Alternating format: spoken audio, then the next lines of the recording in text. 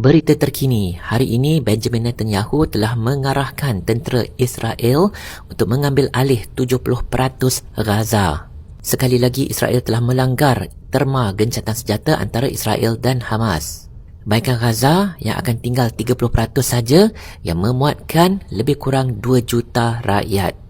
Sedar-sedar kini 60% daripada Gaza telah pun diambil alih oleh Israel dan matlamat mereka untuk ambil alih keseluruhan Gaza semakin tercapai.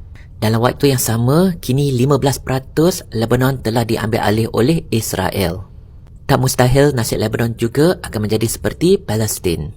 80 tahun lalu, orang Yahudi telah sampai ke tanah Palestin dengan kain rentang. Minta bantuan, the Germans destroyed our family.